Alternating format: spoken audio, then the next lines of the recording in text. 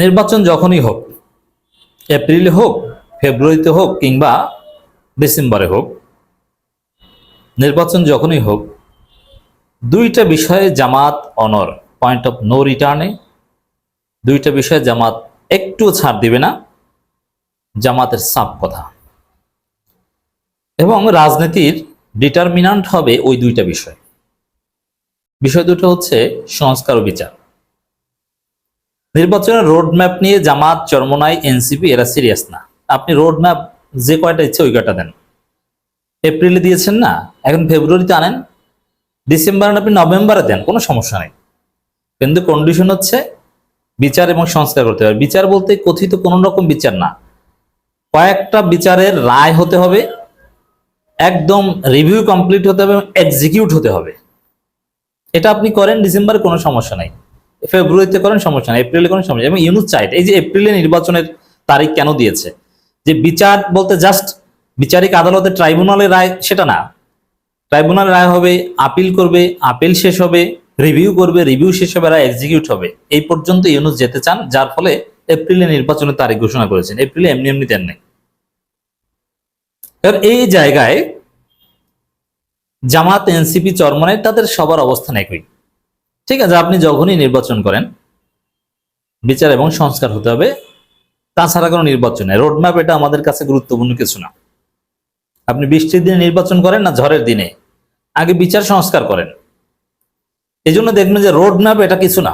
Roadmap যদি April থেকে ডিসেম্বরে আসে কিংবা ফেব্রুয়ারিতে আসে, কিচ্ছু আসে যায় না। রাজনীতি হবে বিচার এবং সংস্কার, এই দুইটার উপর ভিত্তি করে। বিচার সংস্কার আপনি করতে পেরেছেন কি পারেন নাই। আর নির্বাচন, সুষ্ঠু নির্বাচন, ঠিক আছে, নির্বাচনে কারচুপি, প্রচার প্রচারণা যদি লেভেল প্লেইং ফিল্ড না থাকে, তাহলে নির্বাচনের মাঝপথ থেকে সরে আসবে, নির্বাচন স্থগিত হবে, বাতিল হবে। অতএব আপনি রোডম্যাপ দেন, সমস্যা নেই, কিন্তু বিচার সংস্কারের বিষয়ে আপনার কমিটমেন্ট নিশ্চিত করতে হবে। এটাই জামাতের সাফ কথা। জামাতের নায়েব আমির অধ্যাপক মুজিবুর রহমান এটা স্পষ্ট করেছেন এর আগেই, যে বিচার ও সংস্কার, তারপর নির্বাচন। এবং জামাতের আমির স্পষ্ট করেছেন, নির্বাচন বলতে সুষ্ঠু নির্বাচন, যেনতেন নির্বাচন না। আপনি যখনই করেন, ফেব্রুয়ারিতে করেন আর এপ্রিলে করেন, যেনতেন নির্বাচন না। নির্বাচন হতে হবে নির্বাচনের মতো। ভোট ডাকাতি করবে, হাত অবশ করে দেব। এর মানে এইগুলো অর্থ হচ্ছে যে বিচার সংস্কার ছাড়া নির্বাচন হবে না, আর নির্বাচনের তারিখ দিলেও সুষ্ঠু নির্বাচনের পরিবেশ না থাকলে নির্বাচন স্থগিত করাতে হবে। এটা জামাতের একটা অবস্থান। আমি যেভাবে ক্লিয়ারলি বলছি, এত স্পষ্টভাবে জামাত বলেনি, কিন্তু জামাত যা বলেছে তার ব্যাখ্যা বা তাৎপর্য এটাই। গণমানুষের আকাঙ্ক্ষা, আগে সংস্কার বিচার, তারপর জাতীয় নির্বাচন। মোবারক হোসেন, জামাত ইসলামী নির্বাহী পরিষদের একজন সদস্য। ক্লিয়ার কথা, সংস্কার বিচার, তারপরে নির্বাচন। অতএব কখন নির্বাচন, কোন টাইম, এটা নিয়ে কিন্তু জামাত সিরিয়াস না। আর টাইম নিয়ে সিরিয়াস কিন্তু বিএনপি। দেখেন, টাইম নিয়ে কথা বলে শুধু বিএনপি। জামাত, এনসিপি, চরমোনাই এদের কথা হচ্ছে কোয়ালিটি এবং বিচার সংস্কার, এগুলো নিয়ে। আর বিএনপির কোনো নির্বাচন কোয়ালিটি লাগবে না, যে নির্বাচন হলেই হচ্ছে 3 মাস পর হতে পারে, 2 মাস পর হতে পারে, নির্বাচন চাই ডিসেম্বরে। সুষ্ঠু নির্বাচন না কি নির্বাচন, এগুলো কিন্তু বিএনপির ডিসকোর্সে নেই। এবং সংস্কার বিচার হতে হবে, এটা বিএনপির একদম ডিসকোর্সে নেই।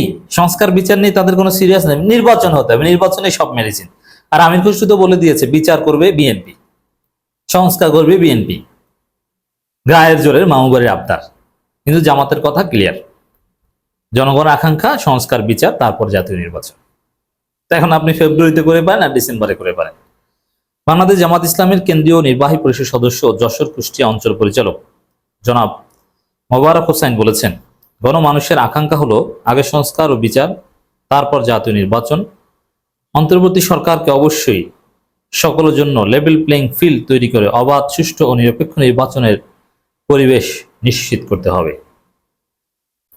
তিনি আরো বলেন, জামাত ইসলামী একটি কল্যাণমূলক সংগঠন। ইসলামের কল্যাণকামিতা সমাজ ও রাষ্ট্রের সর্বস্তরের মানুষের নিকট ছড়িয়ে দিতে হবে।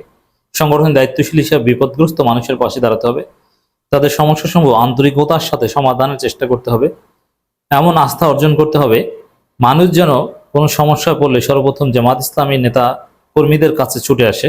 আমরা যদি সুখে দুঃখে সব সময় মানুষের পাশে থাকতে পারি, তাহলেই এমন আস্থা অর্জন সম্ভব। আমি এজন্য একটা কথা বলেছি, ইসলামী ছাত্র আন্দোলনের সাবেক কেন্দ্রীয় সভাপতি শরীফুল ইসলাম রিয়াদের একটা ফেসবুক স্ট্যাটাসের জের ধরে জামাত চরমনাইশের সমস্ত ইসলামপন্থীদের সম্মিলিত জনতার মুক্তির মঞ্চ তৈরি করা উচিত। পাড়ায় পাড়ায়, মহল্লায় মহল্লায়, ওয়ার্ডে ওয়ার্ডে কমিটি হবে, যেখানে জামাত চরমনাই এমনকি বিএনপি নিরীহ লোকজন, সমাজের প্রভাবশালী লোকজন, আলেম ওলামা, ইমাম, হেফাজত সবাই থাকবে। জনগণ যারাই ভিকটিম হবে, চাঁদাবাজির শিকার হবে, জুলুমের শিকার হবে, তারা এই জনতার মুক্তির মঞ্চের কাছে এসে বিচার দিবে, তারা উদ্যোগ নেবে, জনগণের আশা আকাঙ্ক্ষার প্রতীক হয়ে উঠবে। নির্বাচনের আগে এটা করতে পারলে জনগণ জামাত চরমনাইকে ভোট দিয়ে ক্ষমতায় আনবে। তিনি বলেন, মাগুরা পৌরসভা একটি মডেল পৌরসভা। মাগুরায় আলোচনা করেন, এখন পৌরসভা সমস্যাগুলো চিহ্নিত করে এখন থেকে এটা সমাধানের সর্বাত্মক চেষ্টা চালাতে হবে। ফেসিবাদ মুক্ত অনুকূল পরিবেশে আমাদের বেশি বেশি দাওয়াতি কাজ করতে হবে। আল্লাহর আইন, সৎ লোকের শাসন চাই, স্লোগান নিয়ে মানুষের কাছে যেতে হবে। দাঁড়িপাল্লা প্রতীক সমাজের সর্বস্তরের মানুষের নিকট এমনভাবে পরিচিত করে তুলতে হবে যেন জামাত ও দাঁড়িপাল্লা একে অপরের সমর্থক হয়ে ওঠে। ইসলামী জ্ঞান অর্জনের প্রতি গুরুত্ব আরোপ করে তিনি বলেন, কোরআন হাদিসের জ্ঞান ছাড়া দাওয়াতি কাজ করলে ফিতনার সৃষ্টি হতে পারে, তাই আমাদেরকে গভীরভাবে কোরআন হাদিস অধ্যয়ন করতে হবে। চমৎকার কথা, যে জ্ঞান ছাড়া, এলেম ছাড়া দাওয়াতি কাজ করলে ফিতনা সৃষ্টি হবে। যাই হোক দর্শক, কথা একটাই, যে আগে সংস্কার বিচার, তারপরে নির্বাচন।